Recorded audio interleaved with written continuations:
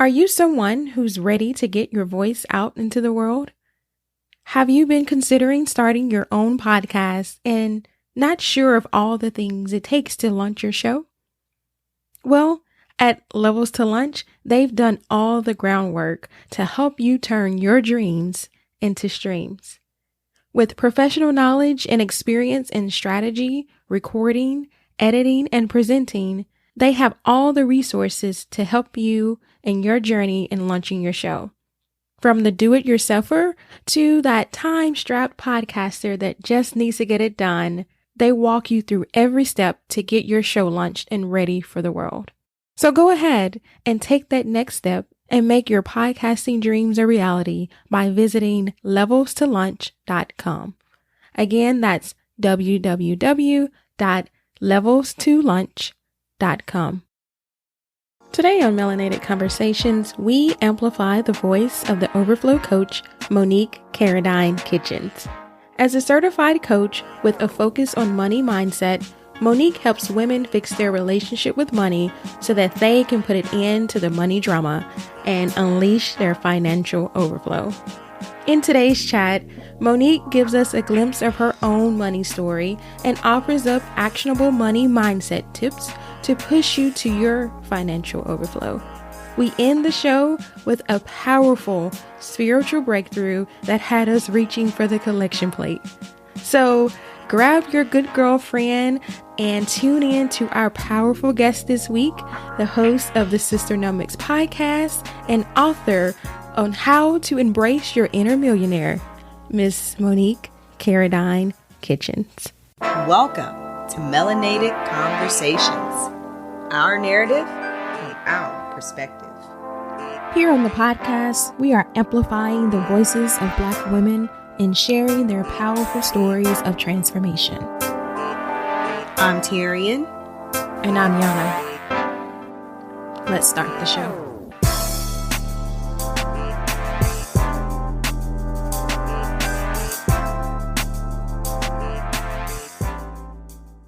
All right, welcome back to another episode of Melanated Conversations. I'm your co-host, Tyrion. And I'm your co-host, Yana. I'm so excited for this episode today. We've got a special guest with us. We've got the host of Sisternomics podcast and founder of OverFlow Enterprises, Mrs. Monique Caradine-Kitchens. Welcome, Monique. Wow. Hey, ladies. Thank you so much. It's great to be here on Melanated Conversations. Yes, I'm loving the energy right now. Thank you for joining us. Yay. Wow. I feel so honored. Like I feel special. Oh, we feel special. Yes. Come on, let's be real. We feel special. All right. It's a pleasure. Yay. Well, as always, we always start off every episode with a round of rapid fire questions. Yana and I will both answer these questions as well. So without further ado, are you ready?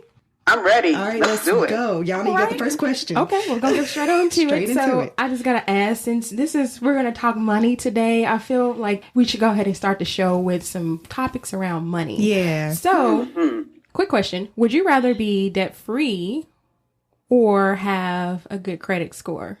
That's a tough one, man. Yeah. Ooh, if I had to choose, first of all, I would definitely love both of those. But if I had to choose, I would say good credit score. Really? Okay. And yeah, because and that's such a great topic to bring up. The reality is we live in a world, ladies, and you all know this, where we are constantly, daily judged based on our credit score. Mm-hmm.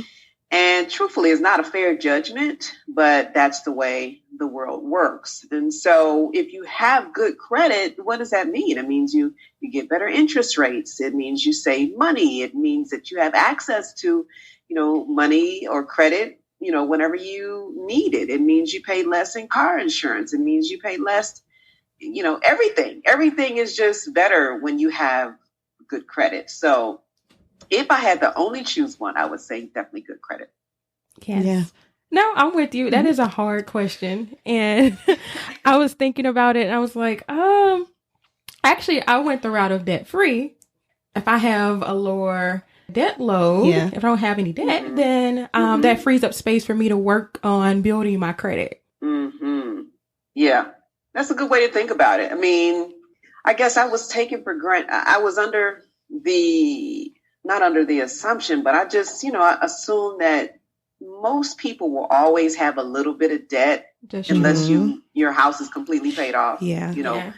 I'm assuming that pretty much everybody's going to have some level of debt, but there are some people who, their house is paid for. So, hey, more power to you. If your house is paid for, your car is paid for, I'm not there yet with the house. Car is paid for, but the house, still working on that. So I guess that's why I chose, No, that's good. I feel like neither answer is wrong.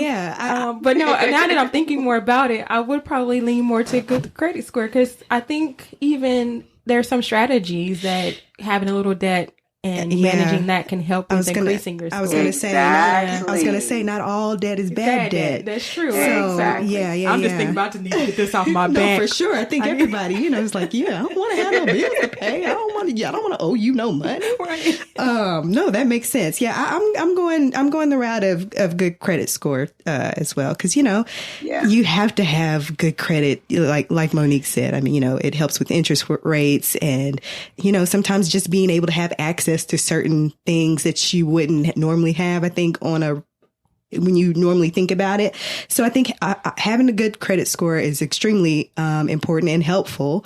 But then on the other side, I think that does play in part with being able to pay down your debt, right? Because if you got high interest rates, then you're just I feel like you're in a cycle that, good grief, you just can never get out of. High interest rates will kill you. They will kill you. That's like robbery. It's like being robbed and not even realizing it. For sure. I mean, when you talk about mortgages, that's a whole nother. It's like you're paying principal and all. It's like, wait, I mean, have I actually started paying my house off yet? I'm just paying interest. Girl, bye. What is really going on? So I think we're all on the same page. Yeah. I'm with y'all. I like it. Okay. All right. Second question. Okay. Monique, what's one thing that you refuse to sacrifice in your budget? That I refuse to sacrifice in my budget? Yeah. Oh, wow. Okay.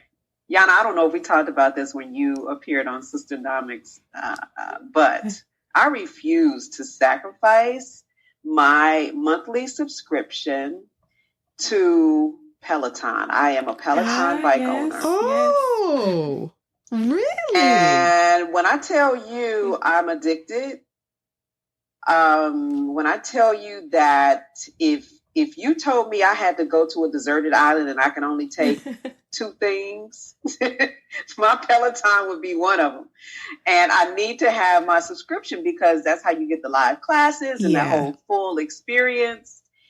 And as a woman of a certain age who is trying to stay fit and young and fabulous, despite this milestone birthday that I have coming up, I need my Peloton. And so I will not compromise my Peloton subscription no matter what my budget looks like. I will do what I had to do to maintain my Peloton subscription. Do you hear me? Wow. You're the first person I've met that owns a Peloton. Really? Yes. I mean, I always see the commercials, and I remember like the controversy that was happening back a few months ago. The commercial with the lady and all that stuff. Okay, I missed that one. No, but she's the only person I know that owns a Peloton. Okay, Peloton. Okay, Peloton. Big ups to Peloton. Right. Yana, what about you? I'm thinking still, because gosh, I don't know. I'm a foodie, so it's like I gotta still have my little weekly budget for just treating myself out. I love Thai. Yes, you do. So I just I feel like that's a treat for me. Treat yourself. Yeah, just treat myself. Some food. But I was trying to think of something, but I don't know. Ooh. You know what? What? I need to add something to that. Okay. I just thought of something else.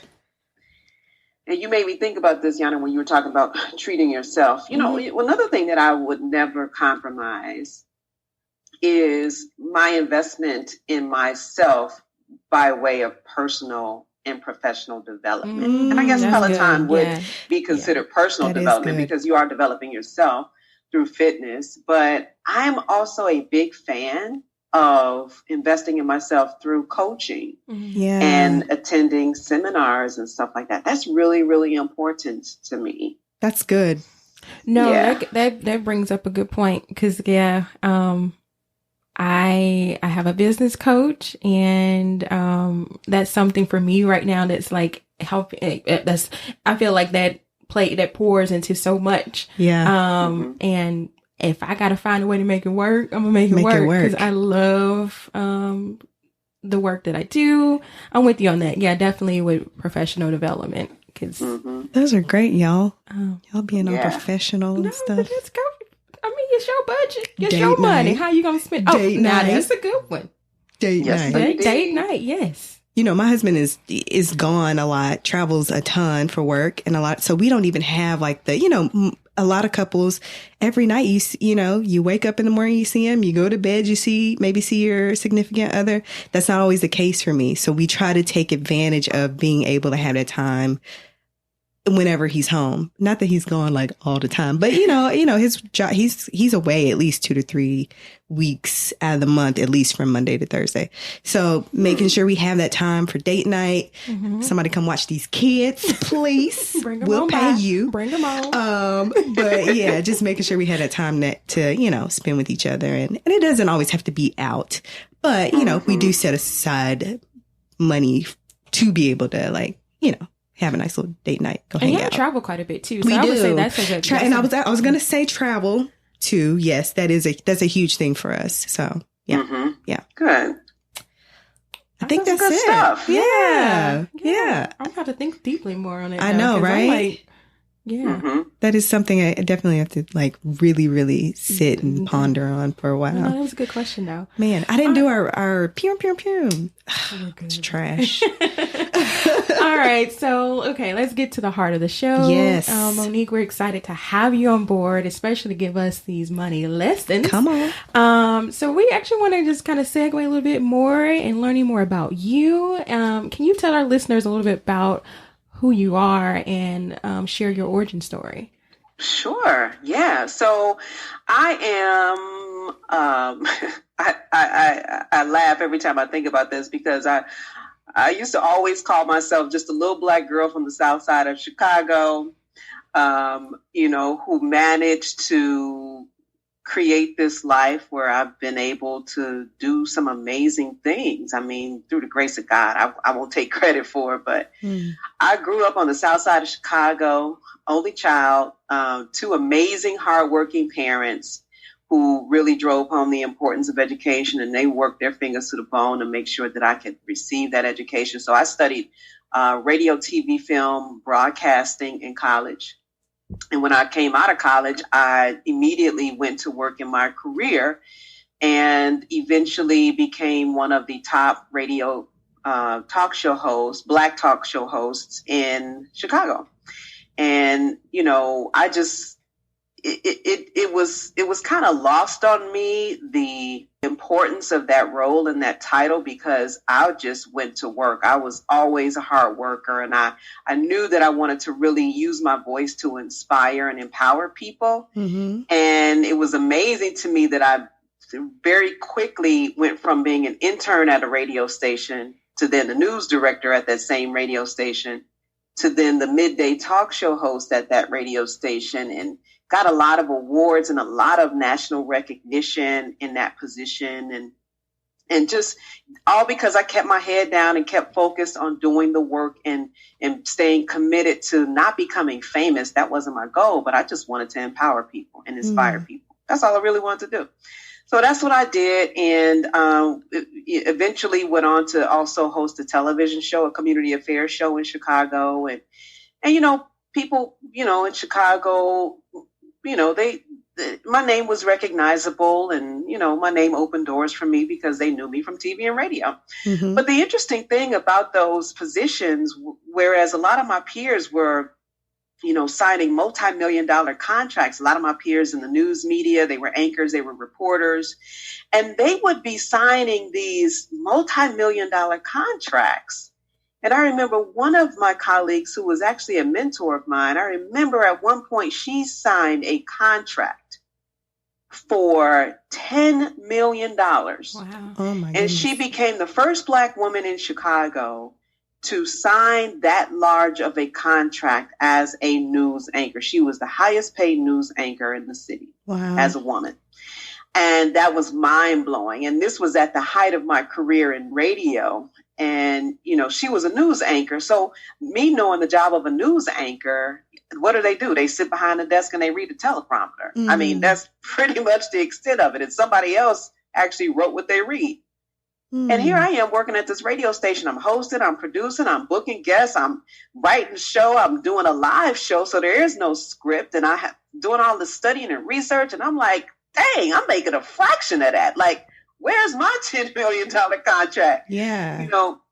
And it was in that moment, Yana, that I became keenly aware of this wage gap that I was experiencing. And I started to really question that. And I started to really say, well, why am I not making the type of money that some of my peers out here making? Somewhere during that time, time went on and I had a baby and my priorities began to change and whatnot. And I started to say, you know what? I work too hard to be getting 2 paychecks a month. Mm. Like I'm that girl, I'm that woman, I'm that media professional that I should be making some more cash. Mm-hmm. And so I went to my boss because I had not had a raise in 4 years. Wow. And which didn't really bother me because I love the work that I did. But I'm like, okay, I'm a mom now. I'm a boss. I'm getting all these awards. Somebody need to be paying me something. Like I need a little something extra. Mm-hmm. So I went to my boss, set up a meeting. She knew that I wanted to, it was time for us to start talking about a wage increase, Went to the meeting, sat down, ready, to have the conversation, did all the things they tell you to do. And we started talking about money. And she said to me plainly, she said, Monique, I'm sorry, but there is no money to give you a raise. I was taken aback. There was this awkward moment of silence and I didn't know what to say. And she kind of was like, oh, well, good luck, and the meeting ended. And what I decided in that moment, Yana and Taryn, is that I did not want to be that person with my level of brilliance and my work ethic. Mm-hmm. I no longer wanted to be the person that only received 2 paychecks. And I didn't want to be in a position where somebody else could make a decision about how much money I make. Yeah. Right? Yeah. And so it was then that I made a very, very important decision. I made a decision that I was going to create additional income streams. I wasn't going to leave my job right then. I did kind of give myself an extra 13 months. And I said, within 13 months, I'm going to have to move on and do something different. But I made a decision in that moment, right after that meeting, that nobody else was going to control how much money Monique Caradine-Kitchens could make. Yeah. So yeah. I immediately started putting myself out there to do publicity, because being in media, I know what it takes for a person to get publicity. I started doing media training. I was already doing voiceovers. I just wasn't getting paid for it because I was doing it for the radio station that I worked at. Yeah. But I started to hire myself out to do voiceovers. And suddenly, ladies, I had not only the income stream from my job as a radio host, but then I had all these 3 additional ones. And I'm like, dang, like, I'm kind of liking this. It's not just those 2 paychecks on the 1st and the 15th. Right. It was just money on money on money on money. Yeah. And when I started to experience that, how people were willing to pay me for my knowledge and my experience and my brilliance, I kind of started to really dig that. And so sure enough, within the next year, I did leave my job at that radio station to start my own publicity company. And it wasn't just a publicity company, it was a media development company. So I was doing a whole number of things. Anyway, that is when I decided to say, okay, now I'm in my own business. Now I'm making money. Now I'm getting, paychecks more than twice a month, which was my main goal, increase the frequency of those paychecks in a month.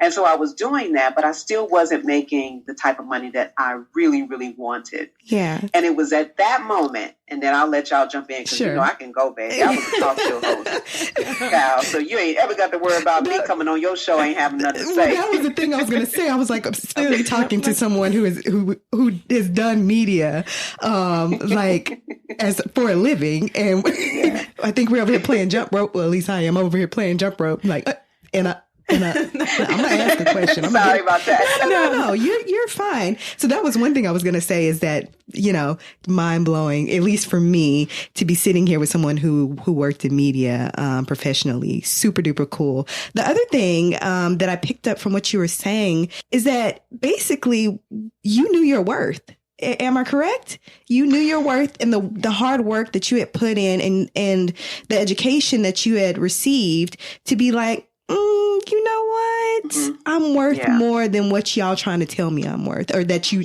claim you can or can't give me this certain amount of money. So I'm gonna chunk the deuces and I'm gonna be about my business. So I think that's what I picked up from what you were saying. I'm sorry. You know what? That's an interesting point. I don't know if I was clear about my worth, but I did know that I needed to have more, because when you're clear on your worth, then you can say to yourself, oh, I'm a 7-figure babe. I'm 7 figures is my bottom line. I'm not going below that. That's when you know your worth. I didn't really know that. I did know that I needed to make more, but I just didn't know how much more, how I was going to get that, which leads me to the next point, which is extremely important for you guys as well as the people listening. I got to a point where, as smart as I was, I had reached a plateau in my income, and it was just below $100,000. I couldn't seem to get over that hump. I had done all that I could do with my brilliant self to get to, about $75,000 a year in my business. And I'm like, dang, what is really going on? Then the economy went down. This was in around 2007, 2008. Yeah. A lot of my clients had to let me go because they just couldn't afford it anymore. And I was facing a business that wasn't creating any revenue at that point. And it was then when I said to myself, I've done all I can do. Now it's time for me to really consider something that I never thought I would do. And that was hire a coach. I needed somebody that could see my blind spots. Yeah. And up to that point, I had always thought that a coach was for weak people who couldn't figure it out. And, as Black women, we can figure everything out, baby. Like we got grandmamas and mamas that we watched figure things to make a way out of no way, right? Yeah, absolutely.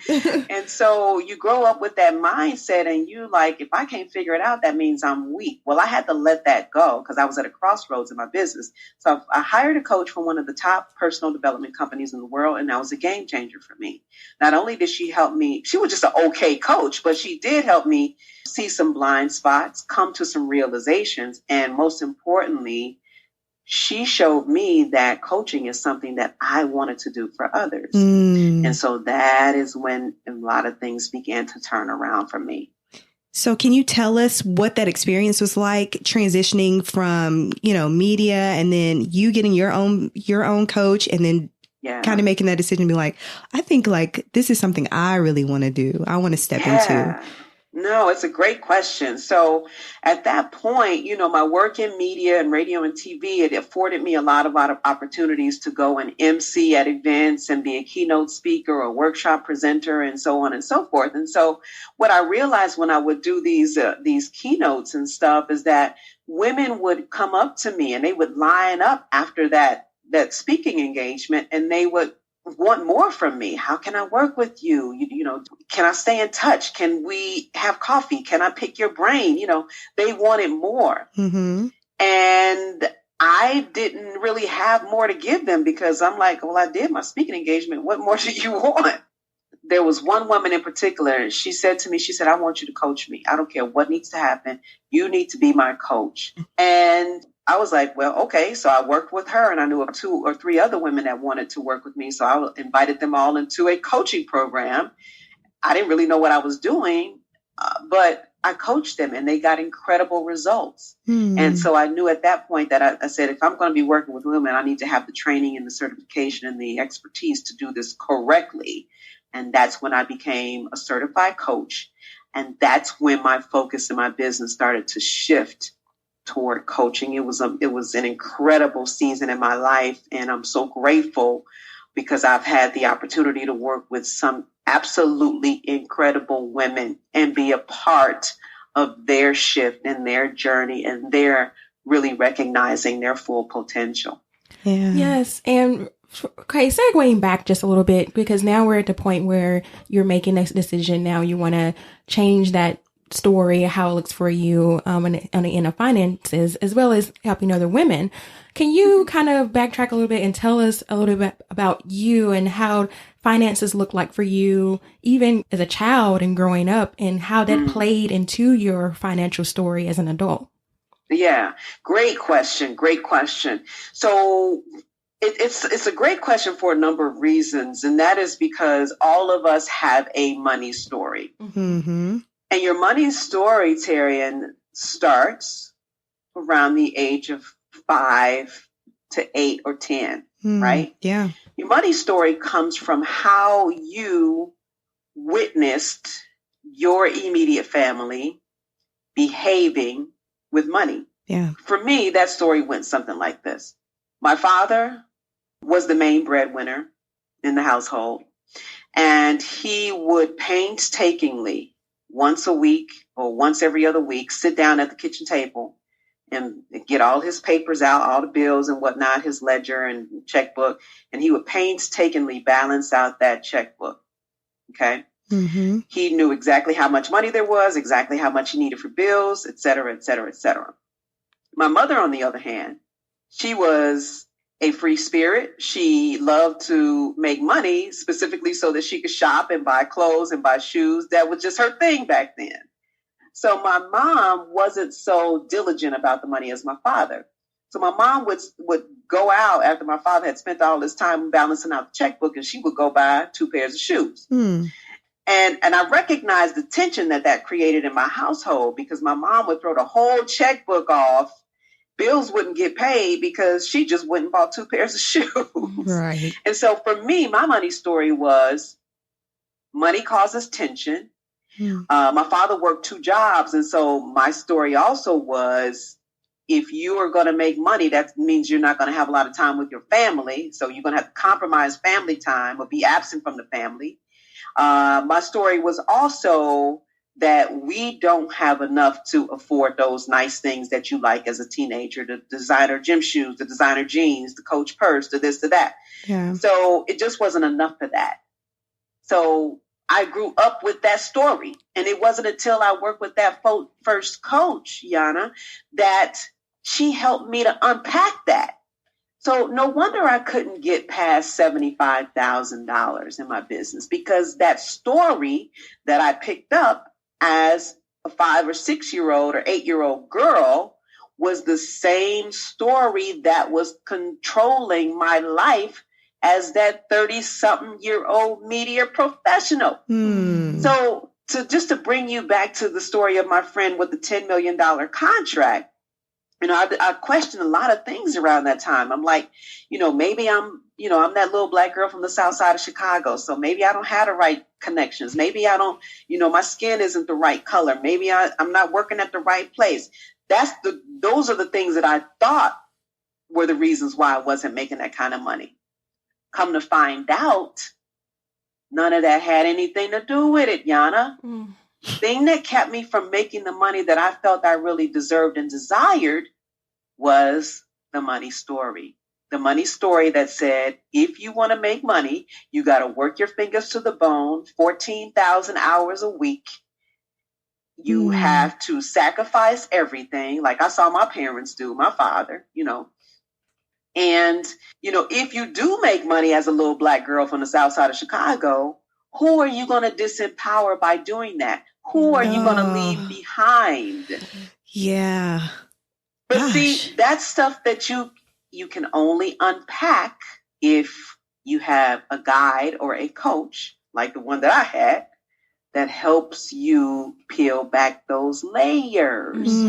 So what you're saying is it goes deeper than just, sometimes we think surface level or just thinking just from our financial, like how it looks. Yeah. But we don't think about even just the deepness from the perspective of how it affected you growing up, how you saw. Yeah. I think it's more than numbers. Yes. It's more than numbers. Yes.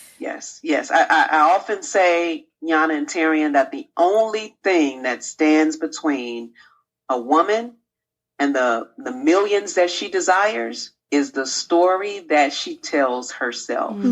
So you're telling yourself a story and you may not even realize it, because a lot of times the story is subconscious. It is below the surface. It is a little bit deeper than what you realize.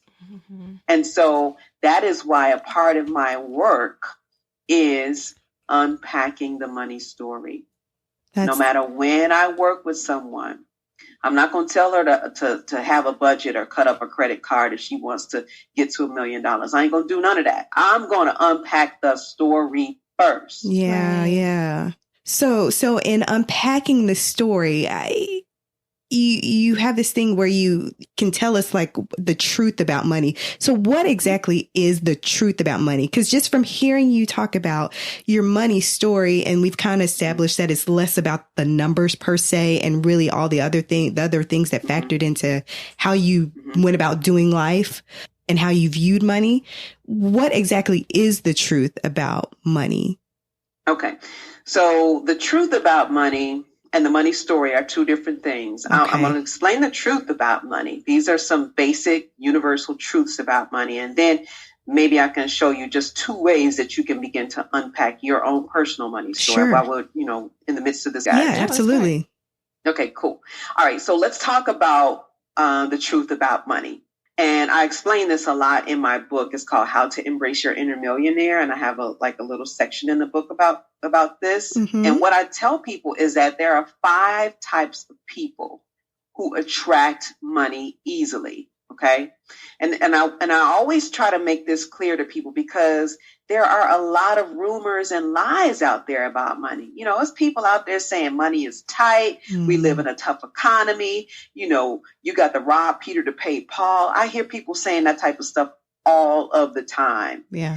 But those are lies and those are rumors. The truth about money is that money is flowing freely and easily to 5 kinds of people. Number 1, the people who really understand it.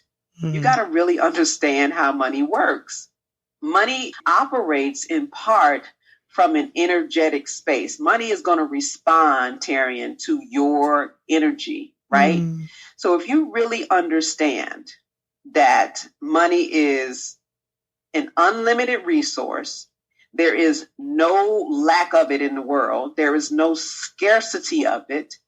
And that even when you may not see the type of money in your bank account that you want to see, that doesn't mean that there's a lack of it. There's plenty of money out there. So you've got to understand that money is flowing freely, and money responds to many different things. It responds to your generosity with it. It responds to how you think about it, how you feel about it.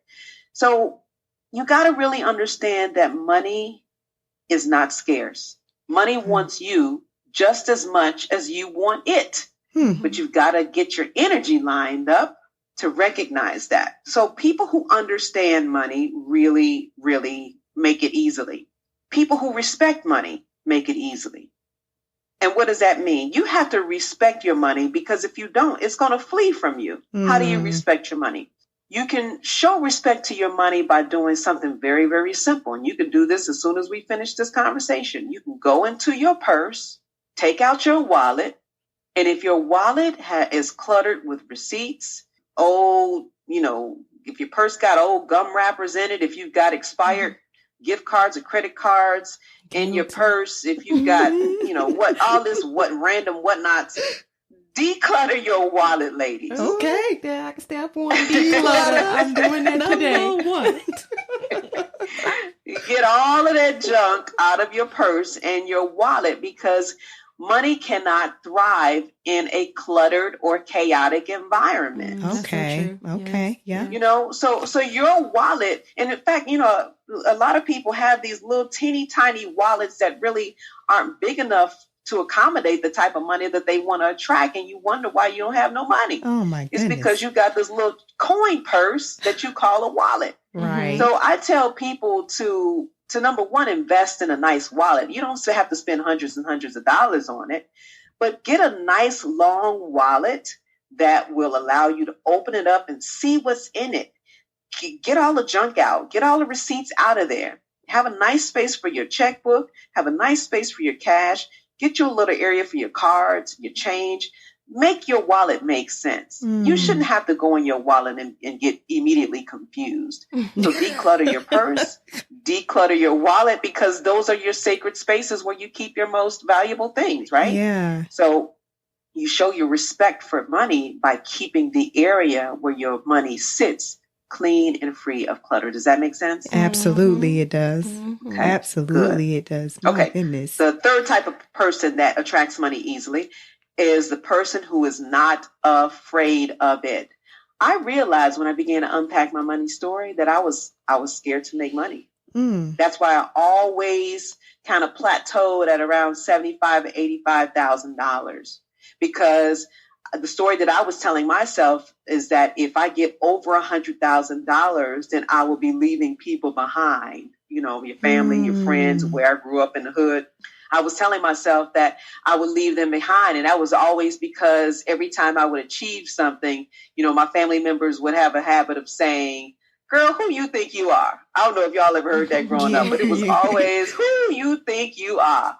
Like, don't get too good or too big for your britches, because we're going to knock you right back down. That was the story I was telling myself. But do you think too, and I may be way off here, but do you think too, maybe some of your fear about making over a certain amount too could have stemmed from you seeing your dad, worked tirelessly to budget, and then your mom taking that money and spending it. So maybe somewhere in the back of your mind, you're like, if I make this certain amount of money, I don't want to blow all this money. You know what I'm saying? Yes. That may not be, but I was just thinking that No, that resonates with me. It does. That absolutely resonates with me. That's a piece of the story that I hadn't really thought about, that if you do make a lot of money, somebody in your life is going to blow it. Because that's what I witnessed. So yeah, that could very well be a part of it. And so I was afraid to get to a certain number. And oftentimes, especially early in my coaching practice, I would ask women, okay, what is the goal amount that you would want to make? Here we are, brand new year. How much do you want to make by the end of this year? And they would say, oh, I wouldn't mind making 85, 90,000. And it's like, you're stopping short of six figures. Yeah. And that's because of fear. And so we have to be unafraid of saying, okay, I want to hit $350,000. Yana, you got to be fearless about saying, definitely, I want to hit seven figures. Tyranny, you got to be fearless and say, hey, this year I'm going to strategically get myself to 1.5 million in my business. Oh my God. Yes. Right? I got you. We cannot be afraid. And if saying those numbers make you feel some kind of way, then we need to examine that. Yes. So you can't be afraid of money, because when you're afraid of it, that fear is going to manifest itself in a lot of debt. It's going to manifest itself in you not having enough. And those fears, this is what concerns me the most, because I'm all about creating a legacy for our children. If you don't address the fears, then guess what? Those fears are going to be passed down to your babies. And we don't want that. Yeah. And kind of even tying more into, passing on that legacy to your children.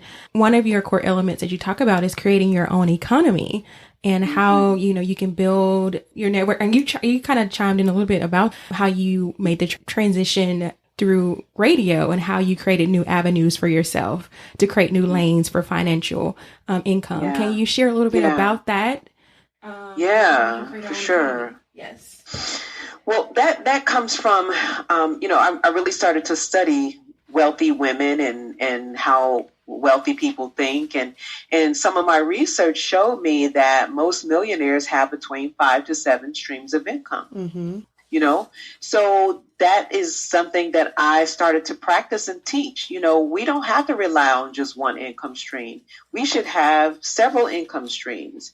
And that's what creating your own economy is all about. Because when you have your own economy, Tarian, then the stock market can do what it want to do. Yeah. The world's economy can do what it wants to do. If you, Yana, have your own economy and you've got money coming in from both passive and active income streams, ideally most of your income streams will be passive, meaning that you don't actually have to be present to be making money, then you don't have anything to worry about. So this is the desire of my heart. This is one of the reasons, ladies, why I think that God put me on this planet at this time. And that is to give the message to women, specifically women of color, even more specifically Black women. And that is that we need to leverage our brilliance, leverage our gifts, leverage our talent and our passion to make money in more than one way. Does that make sense? Yes, it does. Absolutely. And when you're making money from all these different ways, Tarian, then guess what you can do? You can save a boatload of money, because y'all are at the age where I want to just take you and bring you to Puerto Rico so we can spend 3 days and just drive home the message in your brain. Y'all like that idea, don't you? You had us at Puerto Rico. Right. Look, I want to drive the message into your brain, in your heart, your mind, and your spirit that now is the time for you, right? Yeah. To save as much money as you can, okay? Not only save money, but now is the time for you to get your kids set up so that their college is paid for. Yes. Right? Yes. Now is the time for you, even though you're way far off from this at this point, but you need to start thinking about your grandchildren and your great-grandchildren, right? And so there are certain ways, Yana, to do this. You got to make sure your life insurance is in place. We're talking about legacy, wealth legacy building, okay? Absolutely. Your life insurance needs to be in place. Your estate plan, even at your young age. Yeah. I want women at the age of 25 to start thinking about building an estate plan. I want you to start thinking, Tarian, about your family wealth portfolio, because I want your great-grandchildren to be just like the great-grandchildren of the Kennedy family or the Rockefeller family. Come on. That they don't have to worry about nothing, okay? Jones family. I like it. I love it. I love it. Okay, gosh, there are just so many things. There's so much knowledge. And I whispered over to Yana. I was like, we're going to have to do a part 2 or something, because there are so many things that we want to. Oh, so many things. But it's a lot. Well, here's what I want to ask you. We're not quite done. So we got a few more things we can talk about. But I want to ask you, if someone wanted to obtain a financial coach, what are some key things to look for in factoring that decision? I mean, I think we would all like for Monique to be our financial coach. Okay, good question. You want to make sure whenever you're hiring a coach, you want to make sure that your coach has a coach. Okay, so that's one thing. I believe that every winner has a coach. Serena Williams has a coach. She's the best tennis player in the world. Michael Jordan, in his heyday, he had a coach. He was the best basketball player in the world, but he still had a coach. Right. So you want to make sure that your coach has a coach. And you also want to make sure that your coach should have a proven track record. And that just comes from, client success stories. And those client success stories shouldn't be hard to find. But this is the most important thing you want to look for when you hire a coach. You want to make sure that your coach has a signature system that can walk you through the process, no matter where you are in your financial journey, right? Yeah. So and like, take me for instance, and I'm not trying to put myself up or anything, but no, go ahead and do what you need to do. Do what you need to do. But here's an example of what I mean. I've been coaching for almost 10 years now, and done it pretty effortlessly and seamlessly. But now I'm realizing that I really want to begin to focus more on working with younger women. Mm-hmm. I haven't really had anything available to them previously. And so what I'm doing now is I'm setting up a kind of a 3-tiered program. In the past, I've just had one main tier and everybody just goes through that one tier. But I got 3 tiers now. And one of them allows me to really, work with women that are coming out of the gate. I've got one signature program, but it has 3 tiers. Mm-hmm. So anyway, I've got the space where I'm going to be working with younger women. I've got this other space where I'm working with women who are at, the same stage of life as me, where, you're in your 40s and coming into your 50s and you want to, you're thinking about money differently than a 30-something-year-old is. Yeah.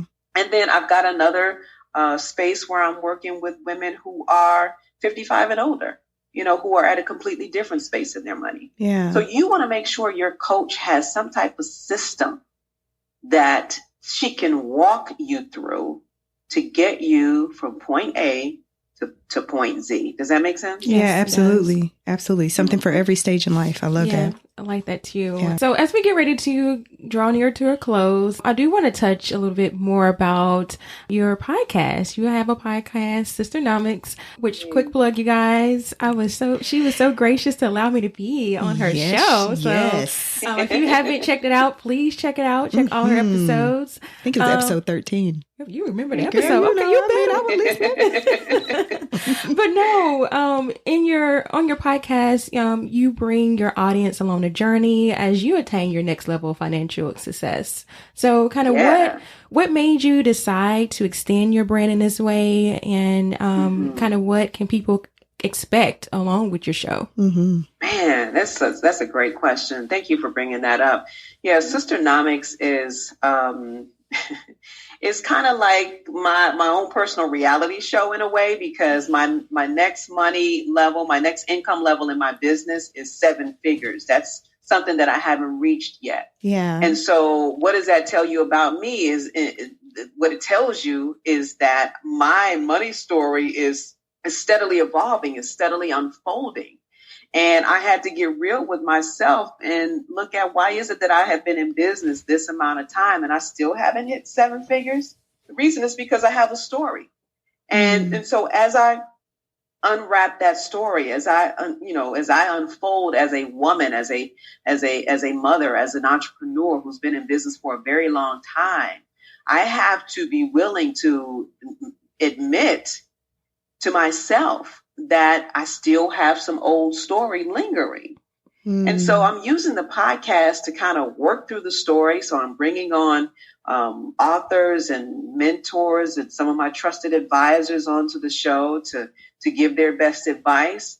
And I'm taking notes as they're talking, just like the audience is. Mm-hmm. And what I've done is I've given myself a benchmark goal of April 2021 to get my business to 7 figures. Now, here's why this is very, very monumental during this moment that we're actually recording this conversation. Mm-hmm. And I haven't revealed this to anybody, but I'll share it with you guys, because what I'm realizing is that we are all on this amazing human journey, right? Mm-hmm. Yeah. And I think part of our assignment, at least for me, I'll speak for myself, part of my assignment is to be transparent and authentic and willing to share my story. So I've shared a lot of it, but what I'll also say right now is that I'm in the midst of the biggest money challenge of my life. And the reason that's happening, I won't go into all the details, but basically what I'll tell you is that we lost a major income stream. And that has caused things to shift in our household dramatically. Mm-hmm. Okay. Yeah. And as a result of a lot of events, including the hurricanes and all of the things and this, that, and the other, lots of things, I am basically starting from ground zero. Okay. Yeah. So I am rebuilding from the beginning. This is a fresh start. God has given me a do-over, right? So I am literally rebuilding everything. Yeah. Okay. Yeah. Now I'm sharing this with you. I know y'all ain't gonna tell nobody. No, I know the audience is listening, but this is real talk, right? Thank you for being open and vulnerable, because that is so key. And actually, it is one thing that we wanted to quickly touch on is how do you navigate through the difficult moments when you're trying to change the narrative of your finances, because that's typically a big part that plays into the things that we do is like, okay, I'm gotten to a space where I want to change the narrative of my finances, but life still happens. Life happens. Yes. And a lot of times life happens because God wants us to know that money is not our source. He is our source. I'm a spiritual person. I am too. Yes. I'm sorry. Right. Can I get an amen? Right. So what I realized, and this is why it's okay for me to be transparent with you, is that I know that God is setting us up for something amazing. Yeah. And God is also, He's teaching us things during this time. Like, girl, if we could have a glass of wine and I could sit down and just tell you about God's grace. Yes. And tell you about how we have been on the brink of such great loss. And I had a conversation with my girlfriend yesterday. I just got to tell y'all this. And she articulated everything that I was thinking in my head and feeling, but just didn't have a safe space to say it. But what she said to me was this. She said, because she's going through a similar situation, she said, you know what? God will remove all the false gods in your life. Yeah.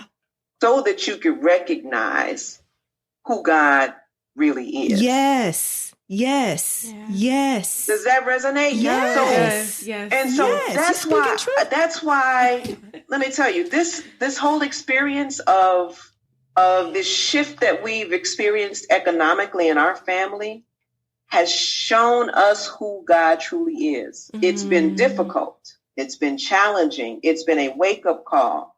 But God will break you so that He can build you back up in His way, so that you can come into alignment with who He is, so that you can be prepared to really go out and do the work that He has called you to do. So whereas I've had so many financial blessings you would not believe. I've traveled the world. I've owned a yacht. I've been, listen, if God never did another thing for me, that would be okay, because I've experienced His goodness. Amen. But what I know now is that as I see some of those things go away, the work that He is positioning me to do, because He will break you to position you. Do y'all understand that? Yes. Ooh, He will break you down to build you back up, to put you in a position to teach and touch and testify in a way that you could not imagine. So this is why I'm not mad, because I know that God is doing a work through Systenomics, through this conversation that we having right now, because we didn't plan to go down this road, right? But that's what God will do for you. And when I thought about my podcast, which is about to go into season 2, is starting soon. I'm like, I've set this goal to hit 7 figures in my business by April 2021. I set that goal not knowing that I would face this current challenge that I'm looking at right now, right? Yeah. But I still, the podcast is still my accountability platform. So I'm like, well, I can't back down now just because I hit a little road bump, a little speed bump. But this is how God works. And so now the story that I can tell through the podcast, the way I can teach through the podcast is much deeper. It's going to be more profound and more impactful than I even thought when I started the dang on podcast. Yes. So season 1 was all right, but season 2 gonna be off the chain. Yes. Well, I gotta come back then. Yeah, you do. No. Oh my goodness. No, that was so good. Thank you, Monique. You even confirmed just so much for us on this end, because that is so true. My goodness. My goodness. Yeah. The breaking is just a restructuring. Well, we talked about guy clearing the plate. Yes. You know what I mean? You holding on to a plate full of stuff, and he's got to clear that plate because he's got something over here that he wants to put on that plate to use. God will declutter your life for you and get you ready for your breakthrough, baby. That's exactly what he's doing. So I got this understanding of God. That's why you need to stay in your word. But I also got these people, these incredible people out here praying for us. Yeah. And I got God's grace, and what I'm witnessing, and then I'm going to be quiet. I'm going to be quiet after I say this. Let him use you. Let him use you. Because I get up here and start preaching. Come on. What I've also seen is God's provision, God's supernatural provision. Yeah. What I've also seen is gifts, financial gifts, money just showing up. PayPal rang this morning. Ding, ding, ding. You got money. What? Child, please. So, the devil is a lie. No weapon formed against us shall prosper. Amen. And get ready, because God right now is decluttering. God is restructuring. He is setting people up for supernatural breakthrough. And it does not look like you think it should. It may be painful. It may be loss. It may be showing up in your life as sometimes it may be sickness or illness. It may be financial loss. It may be the movement of people in your life. But what I want you to know, if you are going through any type of uncomfortable shift, get comfortable with being uncomfortable, because that simply means that God is setting you up for something big. Do you hear me? Yes, we hear you. Yes. Okay, thank you. Thank you. For those listening, if you're in your car, go ahead and just park. Yeah. Get out and run around your car a couple of times. Oh, my goodness. Wow. That's right. Oh, thank you for sharing. So good. Thank you. So you watch what's going to happen to me and my brand and my message. I give the glory to God. You watch what's going to happen to you all, because you all are doing some very, very important work as well. And the people in your audience that are listening right now, I think it's going to happen in less than 2 years. You are going to see your life is going to have a 360-degree shift. My God. In less than 2 years. Wow. But the key is you cannot quit. You cannot give up. Yeah. And you have to be obedient. And thirdly, you've got to keep giving God praise. Yeah. Especially when it's hard, especially when it look like how you going to make a way out of no way. Yeah. You've got to be willing to stand up, open your mouth, lift your hands, and give God a praise. And that sound has to come out of your mouth, because praise will confuse the enemy. Yes, it will. Praise will make the enemy flee. So I ain't going to say no more. I'm done. And not only that, God has a proven track record too. Like you said, you got to stay in the word. You read the word, you will see time and time again where he proves himself to be faithful. And when everybody's having all these difficult times and making all, even in their disobedience, God is still faithful and he's still providing for them. That's right. Anyway, go ahead, Yana. I don't think okay. So I'm shaking over here. Yes. Speechless. Monique, I'm speechless. Like, wow. I'm just grateful. I'm thankful to have this conversation. I'm thankful that you were moved to speak on this. So thank you for sharing. And we do have so much more that we can talk about. So we have to bring you back on for a part two. There's so much, even just sharing. And my pleasure. We're going to go ahead and get ready and draw to a close, but just a few closing questions as we wrap. One in particular, we always ask our guests of the show one key question for the year. Last year, we asked more in the standpoint of, like, if you had one song, what would be your theme song for the year? But since we're now into 2020, do you have a power word that you're being guided by for this year? Oh, that's a great question. Yes. What if I have two? Can I share two? Yes. Go for it. Okay, good. So my first power word is consistency, right? Yeah. And for me, that just simply means the goals that I've set for myself, that I really started to meditate on, before the end of last year. I am going to continue to move toward them no matter what, no matter if it gets hard, no matter if it's challenging, no matter if somebody, calls me crazy. I'm going to be consistent in everything I do. Everything that I've set myself up to do this year, I'm going to just keep going, because I know that with consistency, as I will get a constant momentum, and I'll begin to see a building. And by December 31st of 2020, the end of this year, my consistency will reap a great harvest. So consistency is my one word. Obedience is the other word. That's good. That's good. Yeah. If God say do it, I'm going to do it. Yeah. Period. And that's that on that. Yeah, it is. Consistency. Because God had you doing some stuff that don't make no sense. Yeah. Well, it makes sense to him, but for us, we're questioning. It's like, no, just do. Exactly. It'll make sense as it goes along. You will see the vision, the greater vision as you move through. Yeah. But you just got to trust me. Absolutely. That's how when you usually know it's not you and it is him, because you're like, this is, I would not do this. This got to be you, God. Yes, he will. Yes, he will. Okay, those are great power words. Yes. Obedience and consistency. Love that. Are there any new projects that you have in the works for 2020?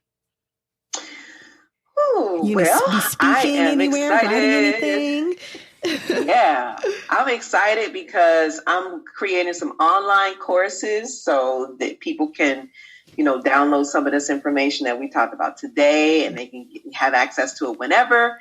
I'm also planning a retreat here in Puerto Rico at the end of the year. This will be my third retreat, called the OverFlow Retreat. So I'm looking forward to that. Okay. And so those are two things that I'm looking forward to. I'm excited. That's very exciting. Very exciting. We might have to go ahead and get flued out. Definitely. Yes. And just final, Monique, how can our listeners connect with you and plug more into the works that you're doing and stay connected? Okay, so what people can do is, I got so many websites, I'm not actually consolidating everything now. But one thing I would love to share with your listeners is my top 10 list of the things you can do to claim total financial freedom this year. And that list is totally free. And all they have to do is go to sisternomics.net. Okay. Sisternomics.net. Okay. And they will be able to download this top 10 list. And you can download it, hang it on your wall, look at it every day. I think that these are the 10 most fundamental things that you can do to experience the financial breakthrough that you desire this year. That's good. We will make sure that go grab that list. It's totally free. We'll make sure we link it in our show notes. Yes. So there's no excuse. No excuse, guys. No excuse, guys. All right. And of course, on your social. Yeah. Check out Sisternomics. Just look me up on social. Monique Caradine is where you can find me everywhere. And everywhere you'll see me mentioning Sisternomics. But if you go to your favorite podcast platform, whatever that may be, Apple, Stitcher, SoundCloud, whatever, we're everywhere podcasts are heard. So just type in Sisternomics and wherever you go to get your podcast and you'll find it. All right. Perfect. Well, thank you so much for joining us and saying yes and sharing about your story and pouring into us today. Yes. We are full and I'm just so appreciative. And again, for our listeners, thank you as always for tuning in. As always, we are here to amplify the voices of Black women, share our powerful stories of transformation and all of our lessons and to celebrate our successes. So, this has just been another wonderful chat. It's been an honor and a pleasure. And this has been great. Great. I'm sorry. I know you're trying to close this out. No, we're good. But yes, just thanks again. Thank you. I guess until then, melanate on that. Thank you for tuning in. Hope you enjoyed our chat today. Keep the conversation going by heading to iTunes to subscribe, rate, and leaving us a review. Have a story of your own to share? Email us at info@melanatedconversations.com. or connect with us on social media at Melanated Conversations. Till next time, keep raising your voice.